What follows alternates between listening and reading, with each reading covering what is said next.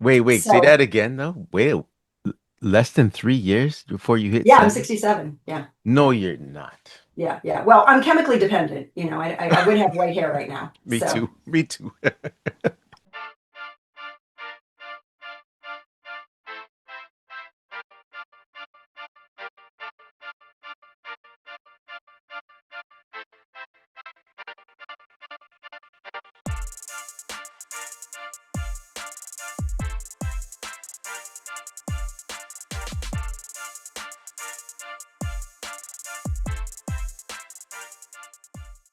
Real Talk with Star Scorpio, episode 113. Today on Real Talk, I'm joined by Eileen, a pain and aging specialist with over 30 years of experience helping people move better and live without chronic pain. She's the best-selling author of Pain Culprits and Aging Culprits and the creator of the Move Without Pain method. Today, we're challenging common beliefs about pain, aging, and why so many approaches don't actually work. Eileen, welcome to Real Talk with Star Scorpio. How you doing today? I am doing fabulous. How are you? I'm great. Okay, Eileen, I got to tell you, I'm excited today for this podcast, and it's almost weird to say because I'm excited to talk about pain, and that's one of the things that bothers me in life today. So I can't wait for you to share some of this information you got for me. Yeah, I often say pain is a four-letter word. So. Yeah, there you go. Okay, but what I like to do is start from the beginning. We're not going to talk a lot about, how you grew up and stuff, but I do want to get a little history. So, where were you born and raised, though, Eileen? Okay, well, I was born in Connecticut, but I was raised all over the country. I moved 37 times from the time I was born till the time I graduated high school. And no, my dad was not in the military. That's always the next question that Yeah. comes. He was a contractor, he was a mason, he was a plumber. He did, all of his work was with his hands. And it was always, looking for work, seeking a new place. There's going to be more work here, there's going to be more work there. And sometimes it was a business venture with like a relative, that kind of thing. So, I mean, ninth grade alone, I was in school in upstate New York, Arizona, and Florida. That was ninth grade. So yeah, I've been around, and the cool thing is, I learned a lot just from the travel, but life was challenging, and yeah. So, but to move on with my history, if you wanted to know that, now at my age, I've got less than 3 years before I hit 70, so it could be a long history. I'll try to condense it. Wait, say So that again, though. Less than 3 years before you hit yeah, I'm 70? 67. Yeah, No, yeah, you're not. yeah, yeah. Well, I'm chemically dependent. I would have white hair right now. Me So, too. Me too. No, but you look like you're in your 40s. Come on. Okay, go on. Go on. okay. So I always wanted to help people when I was little, and I wanted to become a doctor. So when it came time to go to college, my parents didn't really have the money to outlay, so I took a year off. Then I ended up getting married and having kids, and I didn't go back to school until I was 30. And Oh. at that point, I wasn't going to invest, 12 years in school to become a doctor because I was at that time I was actually a single mom. And so there's no way that I could do that. Well, I guess I shouldn't say that. There was a way, but I wasn't going to do that. And so I was going to become a nutritionist because I always believed in the power of food and how that impacts our health. I used to study nutritional almanacs just on my own. And a lot of people would ask me questions that I worked with because they knew I knew that stuff. And so, okay, I'll do that. But then when I got the catalog from the college, I realized that I was going to disagree with most of what they were teaching. And you tend to get an F from the professor if you disagree with what they're teaching. Yes. So they had a physical therapy program in the catalog, and I've always been fascinated by the human body. So I thought, oh, this is for me. And every time I called to ask questions, because being a single mom going back to school at the age of 30, you got a lot of questions, and it was like they were trying to talk me out of it. And of course, I kind of have this DNA where if somebody tries to tell me I can't do something, I'm going to prove them wrong. Hmm. So kind of like a bull.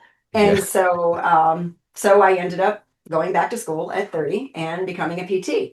Now, the interesting part is because I think because I was older, I didn't just accept the mainstream narrative, the conventional therapy that was we were being taught to do.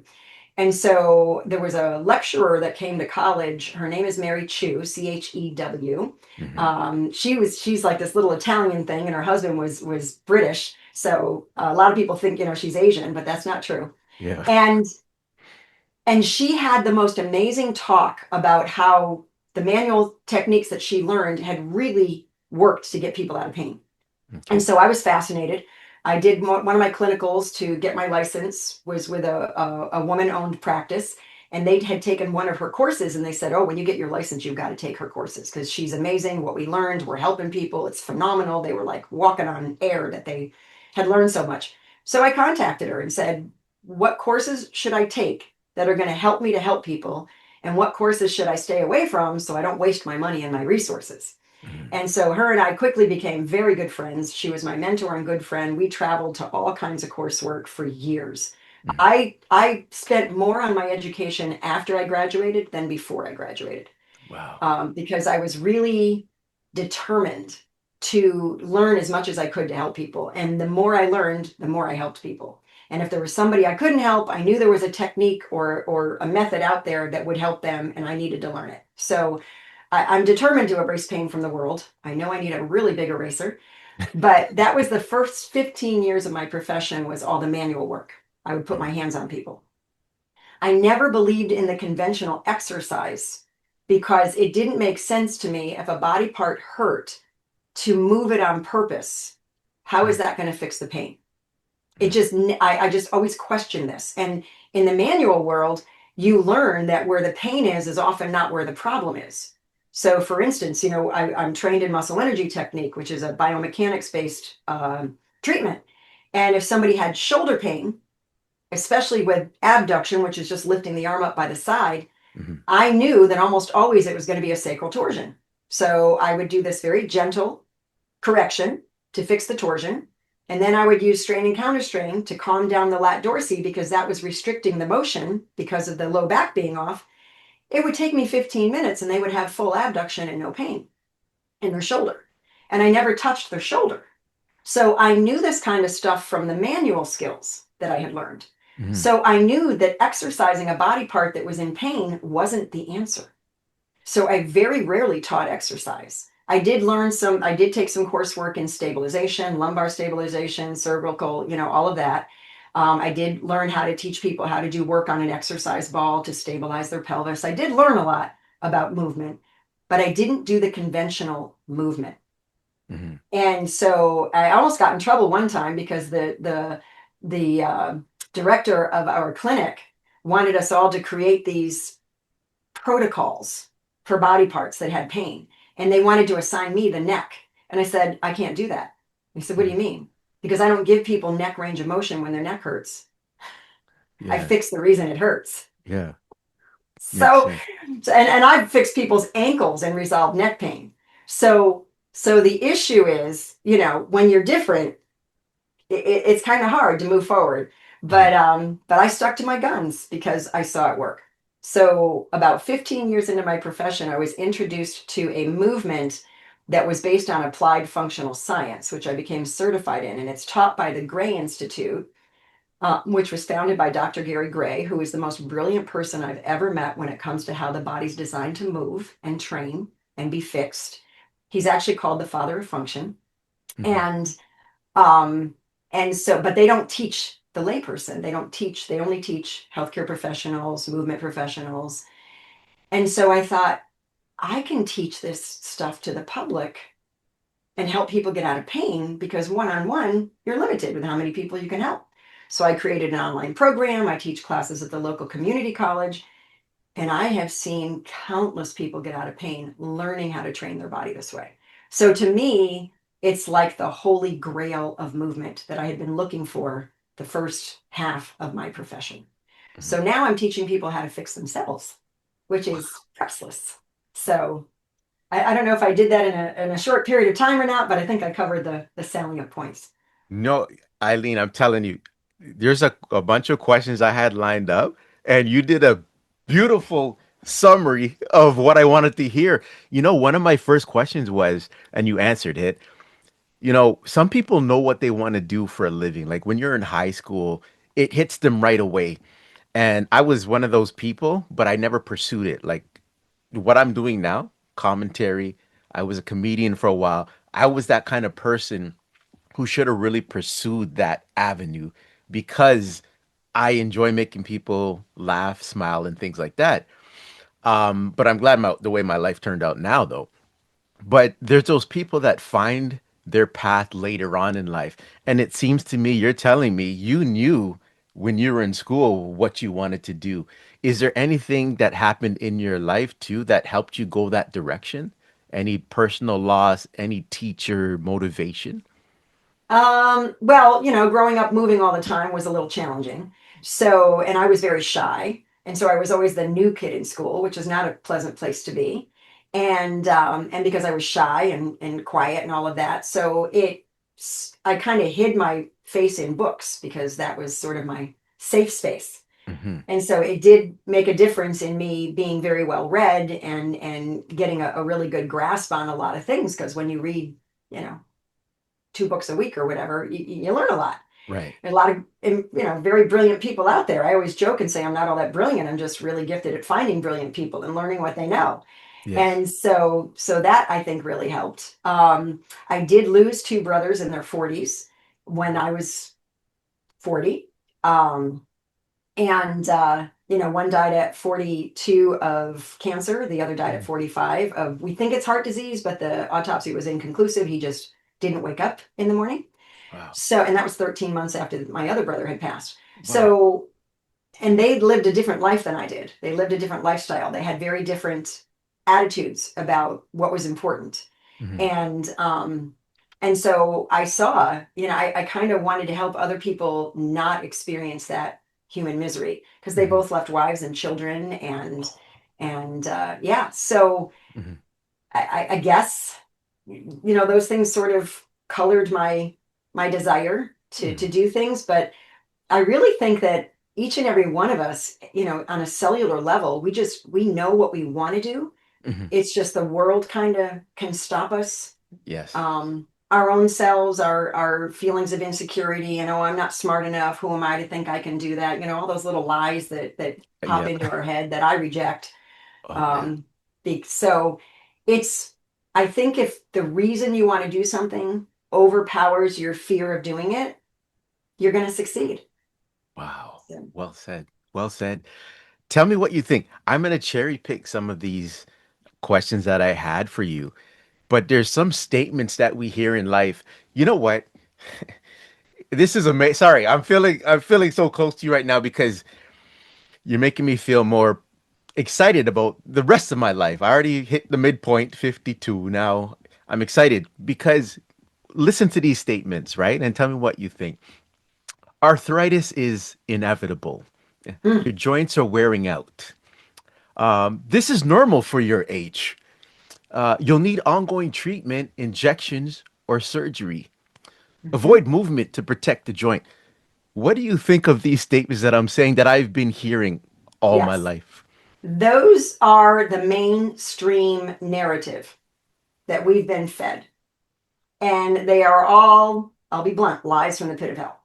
Because on a cellular level, the human body was not designed to decline.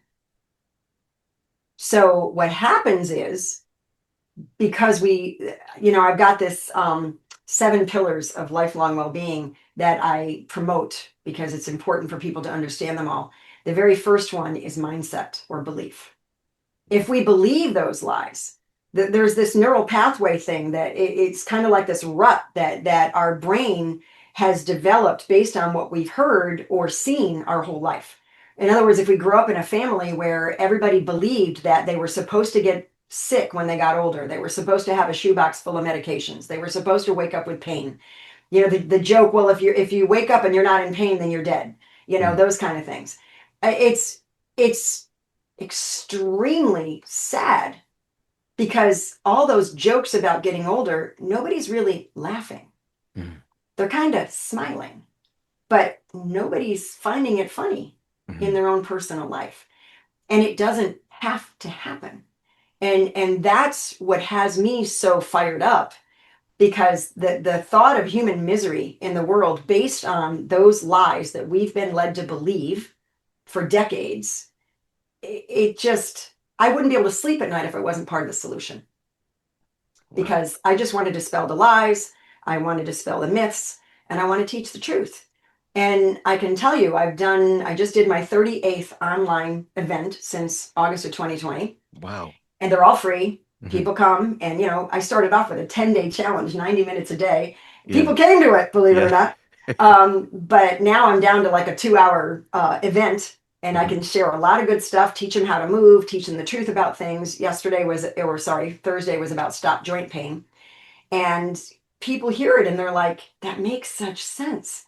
And then they learn how to move their body and figure out what body part is actually causing the problem. And it's not the one that hurts, and they know how to fix it now. I Hmm. mean, you just set a whole bunch of people free. So Wow. it's it's it's not true, but because we've got these neural pathways that believe it's true, it's hard to believe, it's hard to accept, it's hard. People are afraid to have hope if it's going to be false hope. But I'm not out there giving false hope because I can prove it. Hmm. And I tell people, you when somebody offers you advice or recommends something, whether it's a medication, a procedure, a surgery, a diet, a method, ask them two very important questions. How long have you been doing what you're doing? And how many people have you helped? It doesn't matter how many letters are after your name, doesn't matter how many books you've written, doesn't matter the accolades. A lot of people write these books and they aren't actually practicing medicine. Wow. They're writing theoretical opinions. And a lot of the times, the data that they're using to support their opinions is inaccurate. Hmm. So, or it's completely useless, or they're not. I mean, I've taken graduate level biostatistics, and again, I'm not saying I'm all that smart, but I can see how they play with the numbers. If you see relative risk reduction, if you see that word relative, you know right away they played with the numbers and it's not accurate. Wow. You Hmm. want to see absolute risk reduction. That's real math. So I mean, like there's people who will say there's a certain food that's not good for you, and they'll quote a resource that says, turkeys will get foot rot if they eat this food, and they're being force fed a whole bunch of this specific food, and they're turkeys. I don't know about you, but I don't say gobble gobble when I get up. I mean, I have really no connection to the turkey. Yeah. So how am I going to relate the food doing that to them that it's going to do that to me? So Hmm. we gotta, and people don't have a PhD in biostatistics. They're not going to be able to figure this stuff out. So the expert they're listening to, how long have they been doing what they're doing, and how many people have they helped? Yeah. Thank you for that. Um, I want to touch on nutrition now. You said something again that I had a question about, and it's something I already alluded to. The myths that we learned, there's a lot of things that we were taught or learned when we were younger. And it doesn't have to be younger, it could be for a stretch of your life period.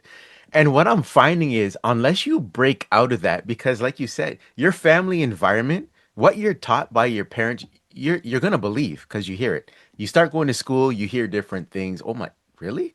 But then if you start doing research or reading yourself, you're an avid reader, you start to learn about things.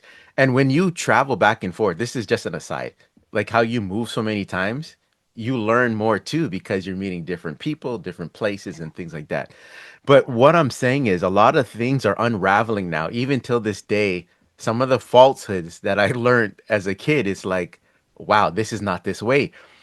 As simple as when I was younger, they used to say eggs were bad for you. You hear about cholesterol and you're like, don't eat too many eggs. Just simple things like that. The food guide, all those different things. What does nutrition play on the body makeup and joint pain and things like that? Mm. So this could be a 3-day seminar, I but I'm gonna break it down to a couple of very basic points. okay. We eat food in order to sustain life. We need nutrition in order to keep the cells in our body to function properly. There's macronutrients, which is protein, carbohydrates, and fats. And there's micronutrients, which is vitamins and minerals. Well, we need them all. The problem is there aren't any experts out there that agree on how we get them, or I should say the best way we get them. So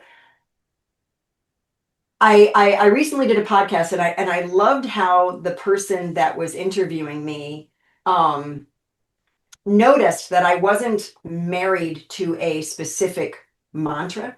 Mhm. Uh, the point is, when I actually have a diploma in nutrition education, Mhm. and it was a 900-hour program. Mhm. The institute that I studied in was not industry funded. Okay. So everything we learned was data supported. So, and people don't know this, but if you go on to the A&D, which used to be the ADA, but the Academy of Nutrition and Dietetics, that's what they are now, Mhm. they get a lot of support from food industry. So you'll see things like Hershey Science Institute and all these other, so they can't come right out and deliberately tell you, do not consume these foods, do not consume those foods, because their funding will be lifted. Right. Mhm. So there's a lot of bias, there's a lot of conflict of interest. The FDA, these organizations that are setting the US dietary guidelines, which most people don't pay attention to anyway, they ignore Right. it, they don't follow them anyway. Yeah. But every 5 years they put out new guidelines, and there's all kinds of headlines about it. It's funny because they are they were put into place back in the 70s in order to support the food industry. So it's a complete conflict. It's a complete bias. They cannot tell you not to consume certain foods because their job is to support the food industry. Right. So you're not going to really get accurate facts. And recently, the people who decided to change, because if you go into, and if you know how to do the research, you go into what was actually recommended to be reported as the dietary guidelines. Mhm. You had people in Congress who decided to change what was reported because they had a different opinion. Mm. Everybody has their own agenda. Yeah. Yeah. Mhm. So, and I'm not going to get into politics because it doesn't matter what side you're on. There's a lot of bad actors out there. Yeah. So, so here's the thing. What actually breeds health in the human body? Again, how long has somebody been doing what they're doing, and how many people have they helped? The doctors, the health experts, the people that I studied under for 900 hours, for 30 and 40 years, they've been working with patients and clients to reverse disease, eliminate the need for medications, and eliminate pain. And they've been doing it for 30 and 40 years. Now, I think that track record speaks for itself. It's not theory Mhm. because it's been put into practice with countless people. And I've been doing it. I've been consulting with people and doing, health consultations for over 10 years now. And I've seen people eliminate the need for meds, get out of pain, reverse disease, and get their health back. So, and I've never seen it not help anybody. Mhm. So I think that track record speaks for itself. Now, we could sit here and we could debate all the different data out there, which everybody's very good at doing. I choose not to join that debate. I choose to say what I've observed work for over a decade and seen other professionals succeed for 3 and 4 decades. So, and this is what I've seen. Mhm. We need to lessen the amount of animal foods that we consume. I'm not saying people need to be vegan, Mhm. but animal foods are loaded with something called arachidonic acid, which promotes the inflammatory cytokines in the body. It promotes chronic inflammation. And the Stanford University School of Medicine did a study many, many years ago to determine what causes joint damage. And it's not what you had said, those statements earlier. It's not wear and tear. Mhm. It's not old age. It's not gravity. I mean, I had people come into the clinic with a total joint replacement, and it would be their knee, And they say, yeah, the doctor said, it was arthritis and it was wear and tear and it's my age. And I said, well, how's your other knee? And they say, oh, it's fine. He said, that's good. And I said, so were you hopping around on one leg all your life? How come it only happened to one knee if it was old age, if it was wear and tear, if it was gravity? It doesn't make sense. It's not logical. So they determined that joint damage was due to chronic inflammation. Hmm. So wouldn't it be wise to figure out what's causing chronic inflammation? Yes. And food is the biggest offending factor. It's the And culprit. animal foods, the Hmm. arachidonic acid, will promote inflammation. Hmm. There's also carrying excess weight because fat cells, we used to think a fat cell just sat there and stared at you when you looked at it through a microscope. Hmm. We now know that they are little chemical producing factories and they do promote inflammation in the body. So if people are carrying excess weight, they're going to have a higher level of chronic inflammation because of the fat cells. Right. It's not because the weight is creating more damage to the joints. It's that inflammation process that's going on in the body. And then there's also impaired circulation. And now this is going to, everybody's going to want to turn off the podcast when they hear me say this, but oils damage the cells that line our blood vessels. And those specific cells' job is to keep the blood vessels open and dilated. And they produce something called nitric oxide in order to do that. And that's how Viagra works, by the way. It Hmm. increases the production of nitric oxide. So it makes the blood vessels dilate and open up and improve circulation. The food, the number one offending food that harms those cells is oils.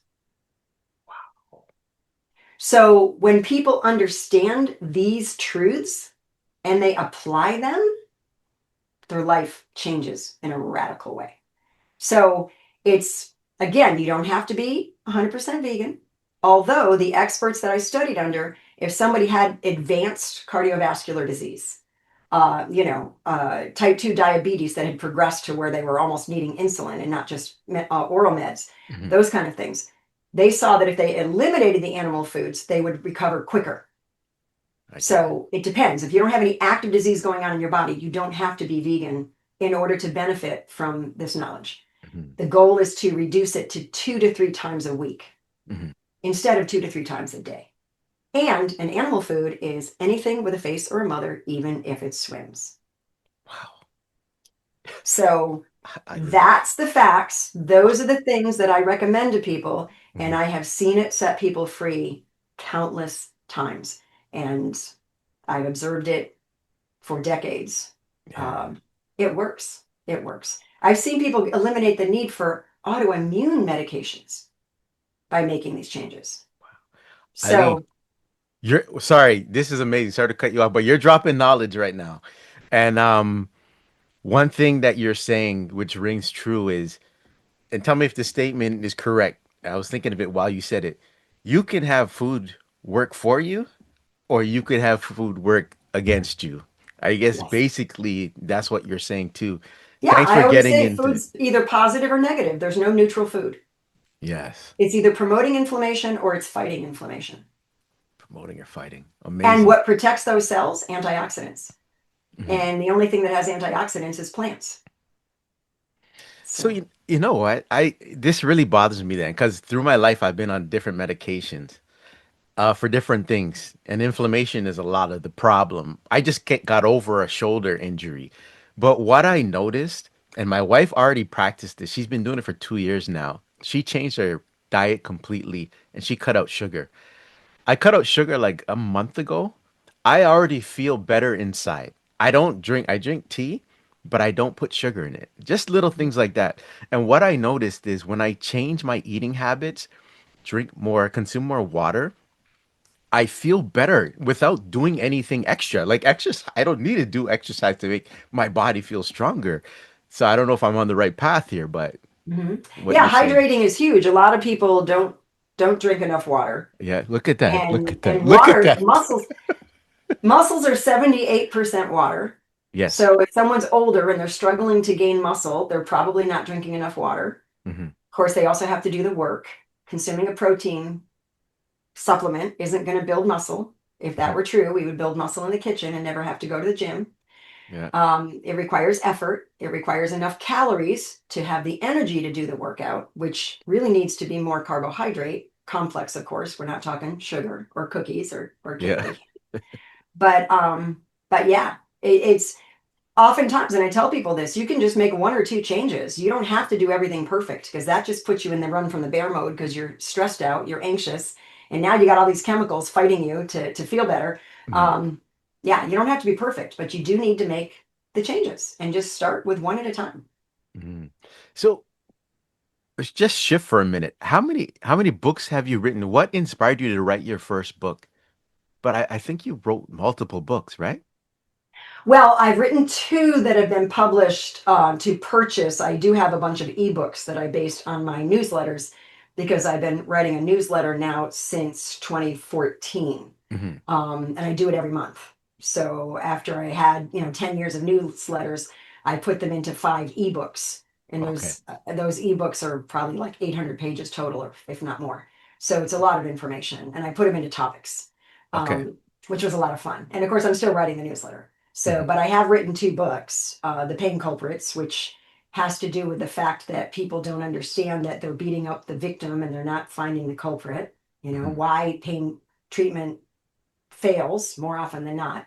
And then the aging culprits, all those lies that we've been fed to believe, you are getting older, what do you expect at your age? That is not true. I mean, I've had people in their 80s come to some of my classes and tell me that as long as they follow my regimen, they don't have any joint pain. Wow. So it's, age, it doesn't matter. I've had people over 100 years old getting stronger doing squats and parallel bars in a nursing home setting so that they could be a one person assist for toileting and not a two-person assist, which makes a huge difference in how long they got to wait after they ring the bell. Wow. So, I've seen this. Hmm. I worked with people when I was in acute care in the hospital setting, and I've worked in every setting possible, by the way, Hmm. Yeah. which I don't claim to know it all, but I feel like I've seen it all Hmm. because of that. And in acute care, you'd work with somebody over 100 years old who maybe they got a cold and it sort of developed into a little bit of like a mild pneumonia. And so they're in the hospital for a day or two and then they go home. I met so many people over 100 years old who were living independently, doing their own shopping, their own cooking, their own cleaning, their own driving, their own finances. They lived life large with good quality. Hmm. And I was like, wow, this isn't what the world tells us aging is supposed to be. Yeah. And then when I did home care, and I go into their homes, and it's for brief, maybe they fell. I had one woman in her 80s who fell off a ladder because she was cleaning snow off her roof. Wow. She was a farm woman, and she was Yes. going to go back. And if she had, and anybody can slip on snow on a ladder. That wasn't her age that caused that to happen. Hmm. So what I saw was, okay, I'm seeing a whole lot of people that don't fit the narrative that we're being fed. Hmm. So what's wrong with this picture? And and when I'm going into their homes, I'm seeing the difference. That when I go into a home of somebody who's in their 70s, they're wheelchair bound, they're on 14 different medications, they've got a dozen disease processes going on in their body. They're probably not going to make it another year. And I don't mean to sound sad, but Hmm. they got a lot going on.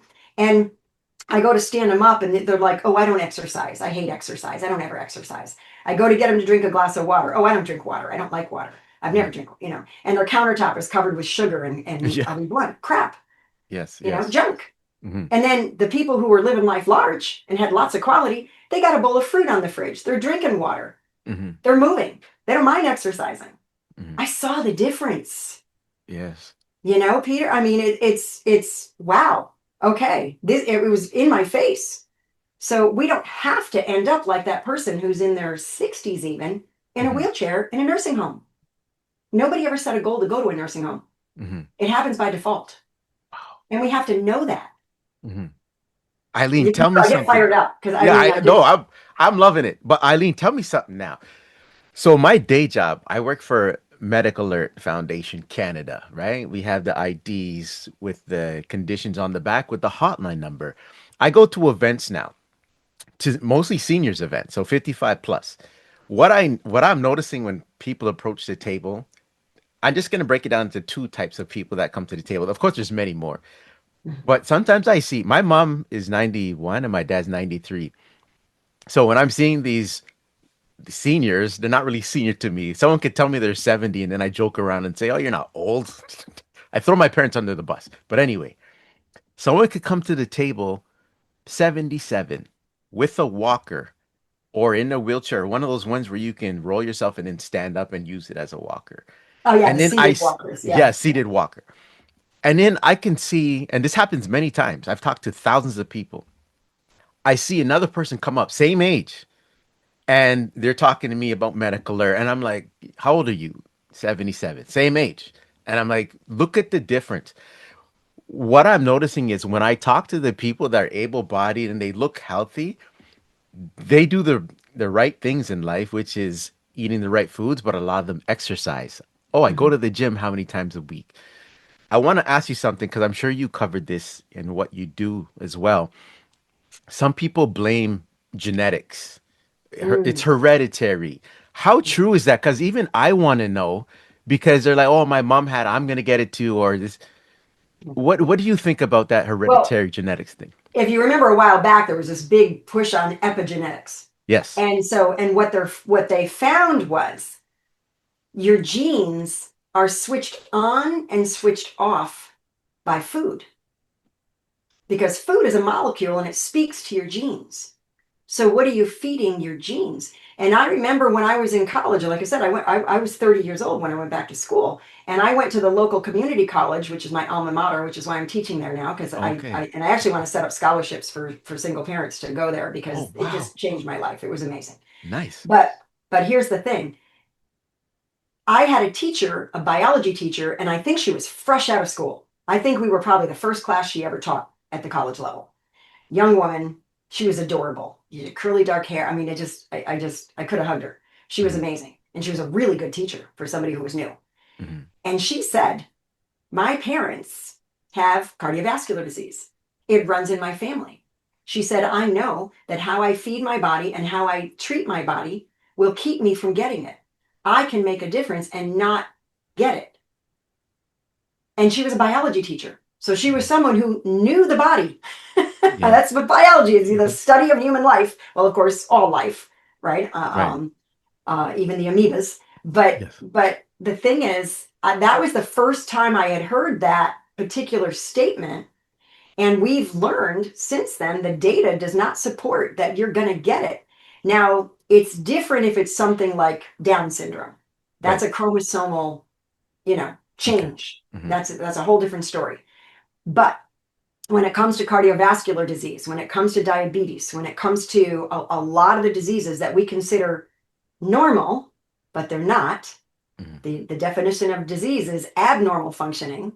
Right. So what we think is normal is not normal, it's just common.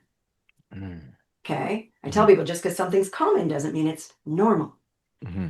So here's the thing about the disease we've learned that the food will trigger the genetics Get it. one way or the other. Hmm. So we have a real say in how our body goes. And I also tell people, you know what you inherit? You don't inherit the disease, you inherit the Yes. recipes. Yes. It's so true. It's so true. Yet, sorry, sorry.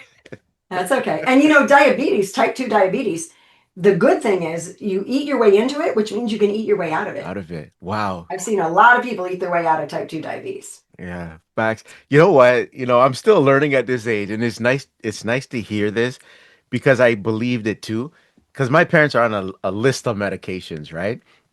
But they didn't practice at this age that I am. I remember when my parents were 50, they had me late in life, my brother and I. And I used to think 50 was old. That's when they started their medications. The Mm, difference is I always lived a lifestyle of exercise and time to time I get bad habits with eating, but I'm a healthy eater, but I just have a different lifestyle, right? And I see that I don't have to get diabetes like my mom has or high blood pressure, things like that because I'm not following their recipe. If I still lived at home and ate all the food they ate, then I would get it. But yeah, that yeah, makes sense. It makes yeah, sense. yeah, absolutely. And the high blood pressure, by the way, again, that's damage to those endothelial cells, those little cells that line all the blood vessel walls. And so Okay. you're not producing enough nitric oxide. So that's why the vessels are constricting. And so we can medically manipulate those blood biomarkers Mhm.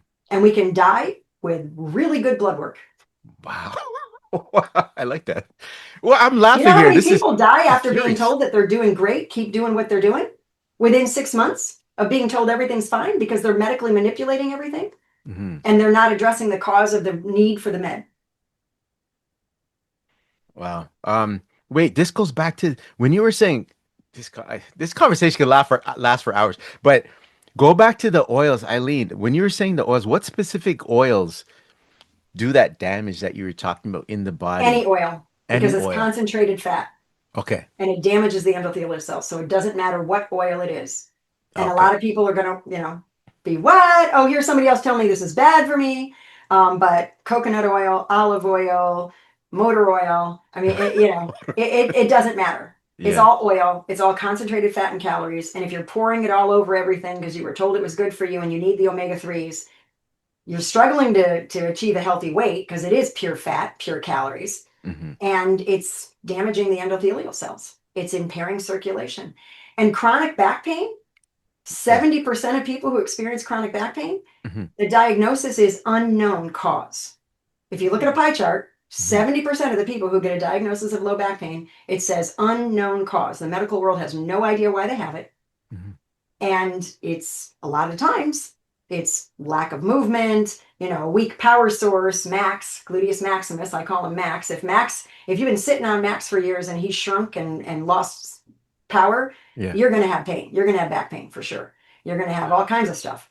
So, and then there's the whole not drinking enough water, but there's also the impaired circulation. Hmm. And there's an expert, Dr. Lena Kopila. She practices, well, she's a clinical expert. She's been doing studies for decades, prolifically published in the clinical journals. Hmm. And she has determined something called lumbar artery disease.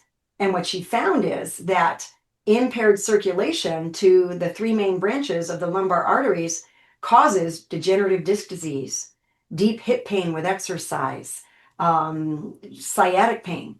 I mean, she can actually tell you which artery, which branch of the artery is occluded will cause which symptom. That's how her I flew to Washington to listen to her talk when I heard the title of her talk, which was cardiovascular disease and back pain. I'm like, Hmm. all right, I got to hear what this woman's Yeah. got Yeah. to say. And there were a couple thousand people at that conference, and I ended up sitting behind her not knowing it. So it was a God thing. So I got to talk to her after she was done presenting. Yeah. But it's, if somebody's struggling and they can't figure out what's causing the pain, of course, if it's only the conventional medical model and they're not seeing anybody who knows how the whole body works, that's a different story. But I've worked with people who we've done everything and we chased our tail and I'm like, you're gonna have to change, and they were reluctant. I'm like, well, unless you decide you want to change how you're feeding your body, you're gonna be stuck with this pain. And Wow. I've had people contact me later, 6 months later. Well, I finally changed my diet, and you're right, I don't have any more pain. So, yeah, I mean, I've Yeah. seen it, I've observed it. Well, you know what? When I had my chiropractor run, the first question I asked him, and I want to see how you answer this too. I said, when a new patient comes to you and they're describing this pain that they had sometimes for years, left untreated, no hope. I said, how does it make you feel when you know you have like the remedy for them? Like you know what to do to improve their condition, whatever it may be. When someone comes to you with a problem they've had for months, years, knee pain, this is something, but how do you feel knowing that you can help them? That joy, does it give you joy knowing I'm going to make this person better, or I have the opportunity to make them feel better? Oh, absolutely. Yeah. It's like you're walking on water. Yeah. Absolutely. I mean, it's, when a young mom says, oh, I don't have any more pain when I pick up my baby, or a grandmother says, I could sit on the steps and play with my grandbaby for the first time. I haven't been able to do that ever. Mhm. I mean, it's night and day. When a guy in his 30s who had such severe back pain that they wanted to do surgery because it was a blown disc, in 3 weeks we've got him completely out of pain, and in 2 more weeks he's back to work unlimited with lifting. Wow. So it's, yeah, I mean, it's phenomenal. Are there people that I don't help dramatically? Yes. Yeah. And sometimes it's my lack of knowledge. Hmm. Sometimes it's their unwillingness to do the work. Yeah. Hmm. So, it plays both ways. But yeah, I often tell people I am the most selfish person you ever met because Hmm. helping you makes me feel so stinking good. It's all about me. There you go. I know it's a great feeling, Eileen. Yes. I can Yes. say you find joy in it too and Yes. fulfillment. That's amazing. Can you briefly tell me? I have a would you rather question for you, but can you briefly tell me the move without pain method? Can you tell Mhm. me about that? Because what I want to happen after this podcast is people go to your website, wherever you are, to learn some more, sign up for things. But can you briefly tell me about that? Yeah, so this is that holy grail of movement that I was talking about earlier. And I created a Move Without Pain private club. It's an online program where people can go sign up and they learn how to train their body in three planes of motion. They learn how to do authentic movement, which means it's unlike a lot of the things we do in the gym, because a lot of the things we do in the gym kind of set us up for tendonitis, tendinosis, tendinopathy because we're isolating muscles. We're not allowing the body to play as a team, which is not how it's designed to work. And so we create a lot of stress and problems with the body with those movements. I worked with a lot of people who went to the gym every day who had tendonitis. So I'm not saying you shouldn't go to the gym. So please Mhm. don't hear what I'm not saying. You do Yes. need to exercise. Hmm. The problem is you need to be exercising authentically, the way the body's designed to move. Because if you're going to push against resistance repetitively, you've got to make sure it's a movement the body is okay with doing Hmm. and not the body going, okay, why are you having us do this? Because this isn't really how we're like set up to do this. And I kind of joke and say, are you training like a dead person? Hmm. Because the majority of exercises that are performed in a gym setting or recommended by athletic trainers and physical trainers, and are not picking on that profession, Hmm. people can only teach what they know, um, is based on studying cadavers, and this is where the muscles attach. So when that muscle shortens, this movement happens. That must be how we need to exercise that body part. Hmm. And I'll give a simple example: the hamstrings. Okay. How many people, the back of the thigh, for those who aren't sure what the hamstrings are, the back of the thigh. How many people get on a machine at the gym? They're either standing or they're laying down on their stomach and they're pushing their foot against resistance to bend the knee to work the hamstring. Now, I want you to tell me, Peter, or anybody in your audience tell me, where in real life or even in sports do we need to do that movement repetitively against resistance? Yeah, it's unheard of. Yeah. Yeah. Yeah. So it's not authentic. No. Now, will the hamstrings get bigger and stronger? Hmm. Yes. Will you end up with knee problems, hip problems, low back problems? Maybe. Hmm. So it's not how the hamstrings, and this is going to blow a lot of even physical therapists away because most of them don't even know this. The hamstring's job is as you're taking a walk and you're swinging your leg forward, the hamstring's job is actually to help extend the knee, bring it into terminal extension to straighten it. Hmm. And yet we're training it by shortening it and bending the knee. Wow. So now, yes, the hamstring has other jobs. It helps to control as we sit. It loads, it gets longer under tension. It's an eccentric load.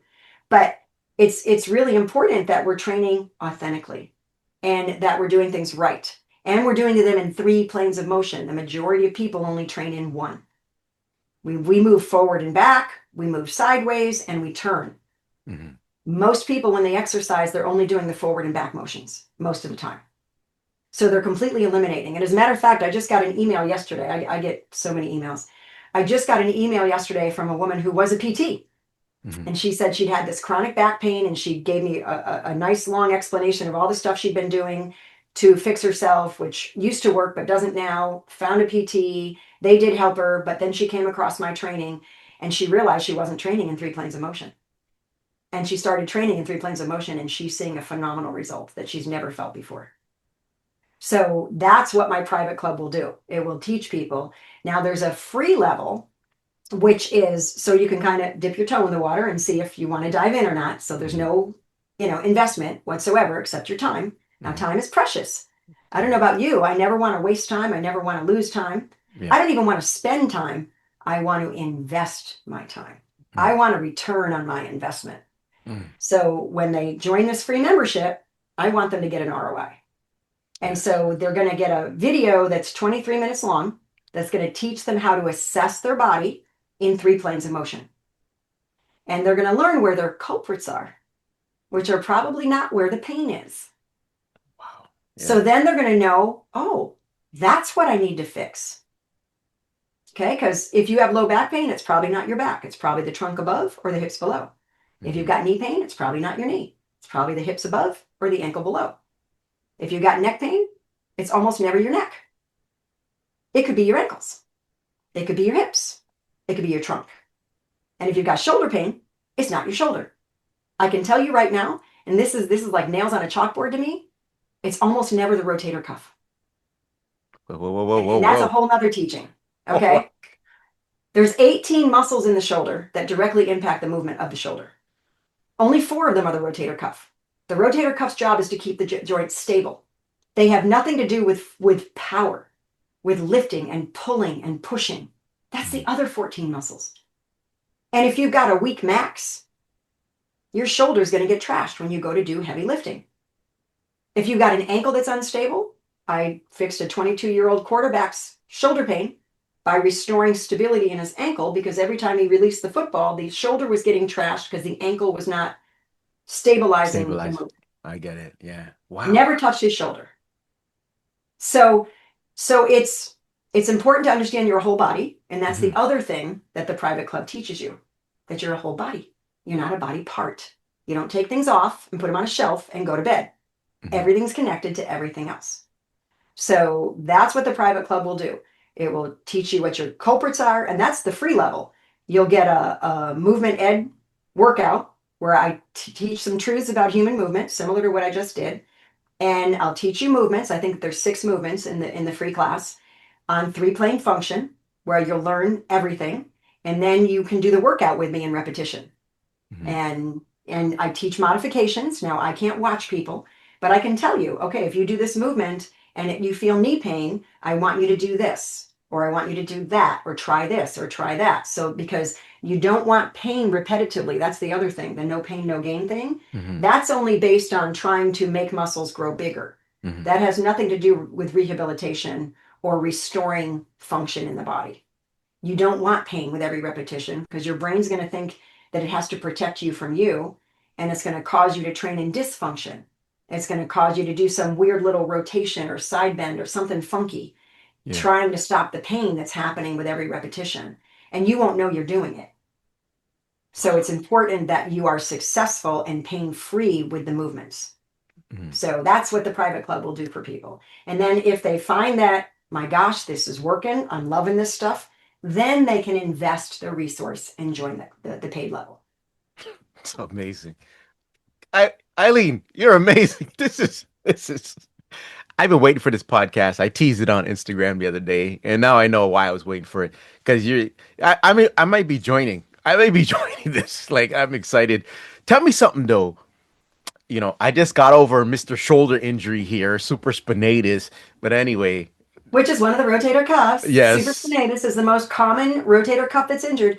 Did you know that there's a study where they imaged an entire village of people, hundreds of people, Mhm. and they saw that 2/3 of them had rotator cuff tears and they had no pain or symptoms?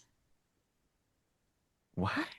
So what that tells me is Hmm. just because you have a rotator cuff tear, it may have nothing to do with causing the pain. It may be a result of another body part not working properly Mm. because your shoulder is counting on your pelvis and your trunk, and your scapula has to be working properly. Your shoulder blades, or some people call them their angel wings. Yeah. Yeah, yeah. So there's so much that you could be doing for your body that will make that shoulder really happy camper. Hmm. Wow. And it's not opening up TheraBand to work the rotator Hey, cuff. stop it. Eileen, stop it. Stop it. Stop it. That's what I've been doing. I know, Oh my I gosh. know. Like I Well, said, first, nails on a chalkboard. yeah, Yeah. I But I people get can it. only teach what they know. They can't I teach know. what they don't know. Yeah, I get it. Um, just on the shoulder though, I remember because I'm not versed in anatomy and whatever. But I remember when you hear about I had tendonitis all my life. My brother and I suffered from it, heavy lifting and everything. But I Isolated movements, yes, inauthentic. there Yeah. you go. I remember when I first got this injury. That's how I met my chiropractor. I thought the rotator cuff was just one thing, like this whole ball socket, just one. And he's like, "Oh no, no, no! There's supraspinatus, and I don't know the other ones, but Infraspinatus, teres minor, and subscapularis. yes, They're there's the sits four. muscles, SITS. That's how I Yes, remembered it in school. Yeah. yeah. So I didn't know. So there's so many things that I don't know, which you rely on other people for, which leads Yeah, to that's why you my go to the experts. Yeah. yes. And now, you taught me a lot of things about the experts. But there's one thing that always bothered me. You hear it throughout your life. When you go to the doctor, they just prescribe you medicine because it feels like they don't care.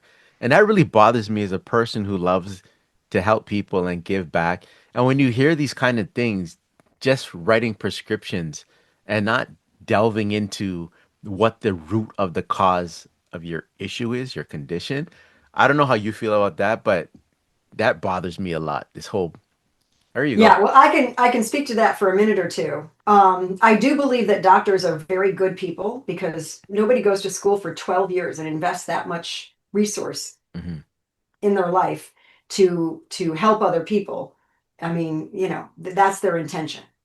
And so I think what happens is the medical model falls far short of addressing pain. I mean, they don't know what to do with it. I mean, Hmm. they've got a whole profession called pain management because they don't know how to get rid of it. Right. Right. They're just managing it. Yes. So it's not their fault. It really Hmm. isn't. Hmm. And the I think the biggest issue is the fact that this evidence-based medicine that term's been tossed around now for the last few years. Hmm. That's never going to work for pain either, ever. Yeah. And the reason for that is every single person is unique and individual, just like a fingerprint. Sometimes I joke and say we're all a bunch of snowflakes because we're all Yeah. so different. Yeah. But the issue is you have a completely different childhood, personality, so how you see the world and how you react to the world, your history of exercise or not exercise, injuries or no injuries, surgeries or no surgeries, diagnoses or no diagnoses, medications, history of trauma. Hmm. I mean, there's all kinds of stuff that goes on in people's world. And I can have three people walk into a clinic setting with the same diagnosis, the same symptoms, and the three of them will need a completely different plan of care to resolve their problem. Yeah. So, evidence based medicine is never going to work when it comes to pain. Mm. Makes sense. But I think the biggest thing, and this is the success that I've seen, and again, studying under people, like Dr. Gary Gray and the Gray Institute and all of the people that have learned from his institute who are trained in applied functional science and who work with their patients and people in this way. Oh my goodness, the success rate is through the roof. The Hmm. Gray Institute has worked with professional sports teams. They have a zero occurrence of ACL injuries Wow. because That's they know how to train their athletes. yes. Now, obviously, somebody can get slammed into and have a serious injury, Hmm. but the majority of the time, it's because they locked, they moved, and snap. Yeah. When you know how to train the athlete, and I've trained athletes, I've trained teenage athletes where if they had something go on, their parents would bring them in and go, I told them they couldn't get out in the field until you checked them to make sure everything's okay. Because I saw them as a whole person. Right. If they were a softball pitcher and they had shoulder problems and they had an ankle that wasn't stable, Yeah. or they were a soccer player and Hmm. they had hip pain, but I knew it was because of this. I mean, because I'm looking at them as a whole. Hmm. So that's huge. And the medical world separates us into body parts, even the spine, Hmm. cervical, thoracic, lumbar, sacral. Like, I actually had a supervisor tell me one time when somebody came in for neck pain that I couldn't look at their back. And I'm like, all right, you did take anatomy in school, right? The muscles go, you've got spinal muscles that go from one segment all the way down. Yes, you've got all your little rotators that are in each segment, but everything's connected. The Yeah. latissimus dorsi is going from the sacrum up to the front of your shoulder bone. So if Wow. your low back is off and it's yanking on the lat dorsey is going to pull that shoulder out of alignment. And every time you use it, it's not going to be happy. I can treat the shoulder till the cows come home. But until I fix the reason the lat dorsey is pulling on it, Hmm. it's not going to get better. And so, but then again, we've got insurance companies like Medicare. Hmm. If somebody comes in with a prescription for back pain, and or say, no, I'm sorry, say they come in with a prescription for shoulder pain, Hmm. and I determine it's their back, if I document I treated their back, the clinic won't get paid for that treatment because I treated a body part that wasn't on the prescription. So it's craziness. Hmm. And then what you're supposed to do is call the doctor and say, well, it's actually their back. So now we need a prescription for their back. We have to make the patient come back in a different time, do a completely new evaluation Yeah. before we can touch their back. It's ludicrous. It's nonsense. And it's the same with workers' compensation. Hmm. You can't touch a body part that's not on the script. It's nonsense. So, and then a lot of the times people will, they'll go into their PT and they'll say, oh, and the PT will say, oh, well, you're not here for that body part. I can't touch that body part. Now, if it's not Medicare and it's not workers' comp, which of course you can always document muscles. I Hmm. document muscles. I don't say I'm working on their back. I say I'm releasing the latissimus dorsi to decompress the shoulder joint. Okay. Hmm. So you can be extremely honest and upfront with your documentation, but not draw some big red flag like you're working on the wrong body part. No, Yeah. I'm fixing because the physical therapy profession has the right, the legal right, the ethical right to work where they believe it's necessary to resolve the problem. Hmm. But a lot of PTs don't know that and they think they're not allowed. And so they'll tell you, "Oh, I can't." Wow. Or they don't even know the connection Hmm. because PTs are different. They're almost like night and day. I mean, yeah, on what they Yeah, want. I could see how you can get frustrated by this too, right? You know what I mean? Because Yeah, you could yeah. be helping someone that's been through the whole gamut of the doctors and physiotherapists and all this, and then they're coming to you and saying, "Oh, this is what I've been through. I just need help." And then you're hearing it. You probably hear it so many times. Wow. Yes, Hmm. yes, yes. And the doctors, they don't know what to do with pain. Hmm. So they're thinking, okay, the first line of defense, which is what they're taught to do, is to prescribe a pain med. Right. Only 7% of the time does somebody with pain be told by the doctor to go see a PT. Mm. So that means 93% of the time they're given a prescription or they're sent to pain management or they're sent to orthopedists or they're sent someplace else. Wow. This is I this is great information. Oh my gosh. And you Okay. can ask for a PT. I've had people tell me I had to ask to come see you. Hmm. The doctor didn't even recommend it. I had to ask him, can I go to PT? Wow. I wonder if there's some differences with here in Canada too. It's probably the same. Yeah. But Well, in all fairness, there are a lot of clinics where they're kind of like cattle prodded through hmm. because in order to keep the doors open, the low reimbursement rate, they'll make a therapist see 3 and 4 people an hour. So Yeah. those clinics have very low success rates. Hmm. So in all fairness, the doctors might think, well, that isn't going to help them. I've even had orthopedic surgeons tell a patient, oh, you don't need PT. You can just do it on your own at home Hmm. after a surgery. And that's because of the lack of efficacy they see in the profession. So yeah, it's a mixed bag. It's a mixed bag. Yeah. Okay. I want to cherry pick a few questions before the end of the podcast, but this is something I ask all my guests. It's a would you rather question. Would you rather visit your younger self and give them advice for the future, or would you rather visit your older self and have them give you advice for what's going on right now? Mm, that's a really good question. I actually have this habit of writing a letter to my future self. Wow, it's the first time I heard So, that. Hmm. so I can speak to that. I'm doing a beta program right now in my online academy, and I've got women writing a letter from their future self to their self now, Wow. Okay. telling them, what they did they were proud of, what worked, what they accomplished, because our brain works toward what we tell it we want. I mean, Mhm. a lot of people know, oh, I'm going to buy a black particular make and model of a car. Hmm. And then everywhere you go, you see that make and model Yes. everywhere you Yes. go. So Hmm. the brain is looking for what you're focused on. Hmm. So if you focus on what you see your future to be, your brain will work with you to get you there. So So true. so I've actually um yeah, I don't, that you got me really wondering now, because if I wanted to go back and tell my younger self Hmm. where I've come and how I've gotten there, would it have made me make different choices? I don't know. Yeah. That's You what I know? want to know. Yeah. Yeah. And then my older self, if I want to hear from my older self, I think I'd rather hear from my older self, Hmm. because I want to hear what worked. What did I overcome? There's this book called The Gap and the Gain. Hmm.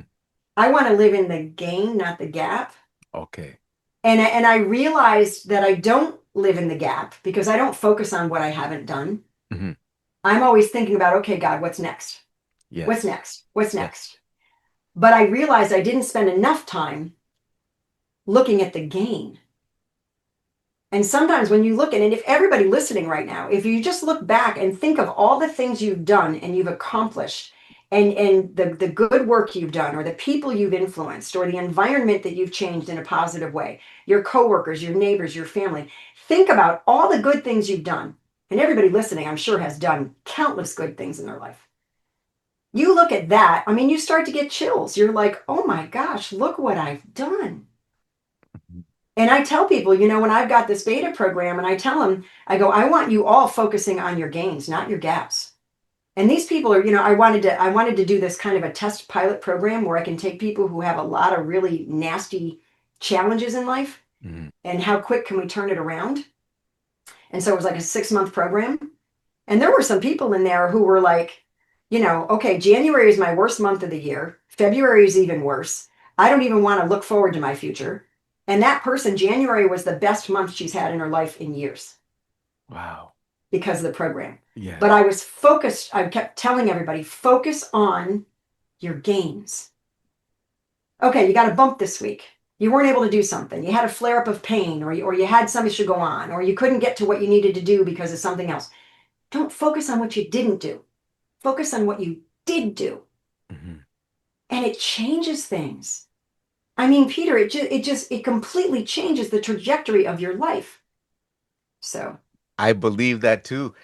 You know, there's something to say about wisdom.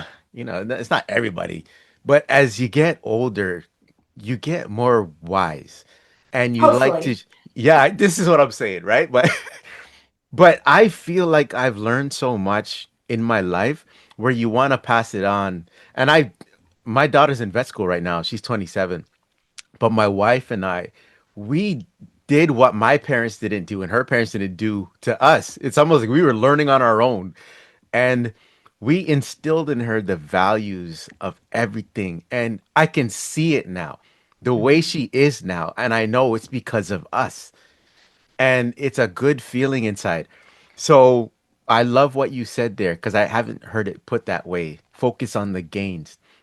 It could be put many other ways, but it's so right what you're saying because the mind is a crazy thing.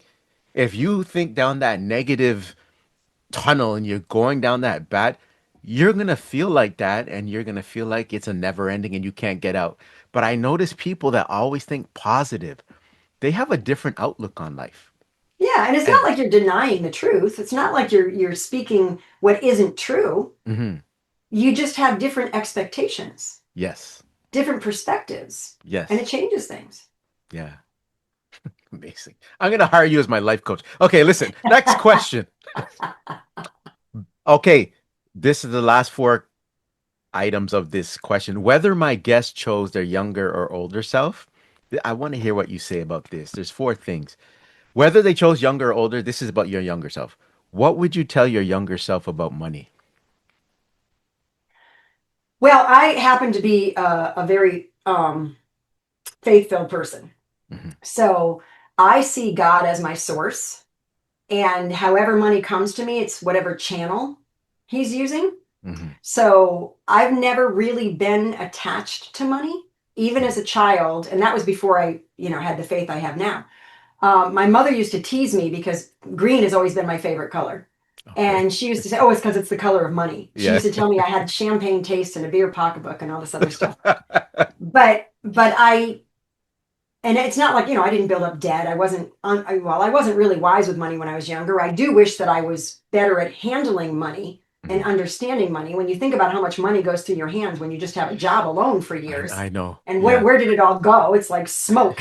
Yes. So I do wish I had been a little bit wiser on handling money. Mhm. But I would tell my younger self, don't worry, because your needs will be met. You just keep your nose to the grindstone. You just do what you know you're supposed to do, and everything else falls into place. And it Well does. said. Well Yeah. said. What would you tell your younger self about friends? Friends. Oh, friends they can be a life source. You want to choose wisely. There are some people who you feel drained emotionally when you're around, and there are other people that you feel edified or lifted up. Mhm. So you want to make sure you've got a little more of the lifting up than the drain. Yes. Yes. Yes. That was great. Well put. What would you tell your younger self about family? Well, you don't pick your family. Mhm. So I think what I've learned is time goes so quickly. You know, you feel like when you're younger, everything is going to be forever. Nothing, you're going to live forever. Your parents are going to live forever. And then when you have kids, things go so much more quickly than you expect them to. Mm. So, I mean, right now I've got grandchildren. My oldest grandson is 23. My youngest grandson is going to be 9 months in 10 Okay. days. Oh, wow. Okay. Mhm. So, big mix there. Mhm. My children range from 48 to 23. Mhm. So time goes so quickly. And I think, yes, I did have to work. I mean, when I worked my way through college, as a single mom and all the other things, I would probably tell myself, take more time with family and worry less about getting everything done. I like that. I like that. Um, Last one is what would you tell your younger self about love? That's interesting because I was just focused on that topic this morning. Mhm. Um, love is, it's hard to, I want to encapsulate it, but I don't want to shortchange it. Love's a four-letter word too, right? Yeah. Like pain. Pain. I think what happens with love is people don't understand the source. Therefore, they don't necessarily walk in it. And and this was me for many years, I didn't necessarily feel like I had it. And so when you don't feel like you have it, you're looking for it everywhere. And people can fall short. And because we have this innate, like DNA desire to be loved, because life is precious and love is life. If we're not getting it, then it will impact our choices, our decisions, our actions. Um, for instance, in a marriage setting, if you don't feel like your spouse is giving you the love that you deserve, you're going to go into a defend and attack mode. Mhm. And that's all and so I've learned that because I know the source and I walk in and from that source, it's kind of like I'm in a love bubble Yeah. and I'm not impacted by other people's behaviors Mhm. because I'm not seeking them to fill me, if that makes sense. That makes perfect sense. Yeah. Wow. You got through the questions. Beautiful. I have a lot of stuff to clip because this is amazing. You've been such a great guest. You know what? I was just briefly looking at the questions that I had for you. You answered all of them. Oh, good. Um, yes, you did. You touched on everything that I wanted to know about, and I think when people hear it, they're gonna appreciate it. Um, the last thing we're gonna do is the Star Scorpio question, and you're gonna tell me which hand to read out, the Blue Jays or the Raptors. Well, blue is my second favorite color, so I'm going to pick the Blue Jays. There we go. What is one of the most memorable moments of your life? Mm, wow. One of the most memorable moments of my life.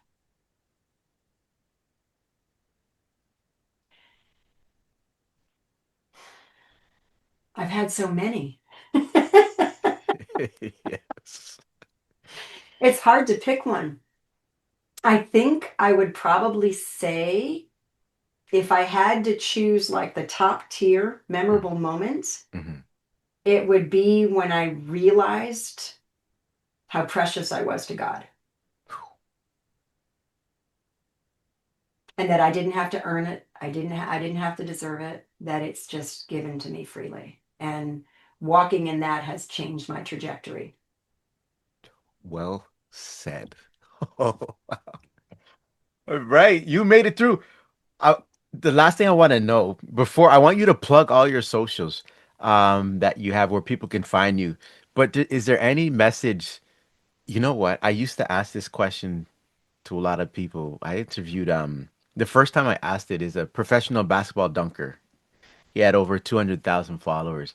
So I'm like, you know what? Let me see what he has, what message he has for the younger generation who wants to give up on life or in a bad place. I want to ask you this question. Is there any advice you have or anything you want to share to someone that's, and because it's your field, that's giving up on hope within themselves because of the pain they're going through? Mm, yes. So the human body is designed to improve when you do the right things the right way. So there is always something that can make things better. Always. It's never too late. Amazing. Okay. Beautiful. Okay. Thanks for sharing that. Now it's the donation time. Yes. So I'm going to Giving. see I love that. who I'm donating to today. Ah, so the four charities that I donate to is the Fundraiser Warriors. They're four little boys. They're not little anymore. I met them like 4 years ago, but they still do great work. They still raise money for like sick kids. And here in Toronto, we have sick kids hospital. They raise money for that. I have Kawartha Lakes Animal Wellness Society because we all should love animals. I love animals. Yes. Um, I have Liam's Mission, little again, he's not little anymore. I met him 4 years ago. Him and his mom. He's born with cystic fibrosis, and they raise Mm. money too for a lot of things. And the last one is my friend who I've known since public school. He has a kids camp called Juku Sports, and they all four do amazing things. But by your choice of balloon to pop, I'll find out who I'm donating to. So one, two, three, or four. Oh, let's choose number three. They always say good things come in threes. Look at that. All right, here we go. All right, this has been amazing. Real Talk with Star Scorpio, episode 113. I'm gonna show it on the screen, pull it away, but I don't know if it's gonna show. Star Scorpio will be donating to that's the symbol. Juku Sports. Oh, yay. Oh, yeah. Amazing. The Gray Institute is big in working with kids. As a matter of fact, they're going to launch an amazing program getting into the schools to Hmm. start teaching kids how to move Yes. so they will not grow up Yeah, experiencing what all the adults experience now. exactly. That's amazing. All Yeah, right. yeah. Okay. Plug anything you want to plug, Eileen. This has been amazing. Go ahead. Well, the free membership, I think that's, people have to know. You got to assess yourself and get started. Absolutely. I do have a YouTube channel. I've got lots of movement on there. If you don't want to sign up for any kind of a membership, whether it's free or not, the Mhm. YouTube channel obviously is free. I do lots of online events. I have a monthly newsletter that I send out that I've been doing for over 10 years now. And I have a Friday value video that's like 5 minutes that goes out once a week that Mhm. teaches good stuff about movement and life and pain and all that stuff.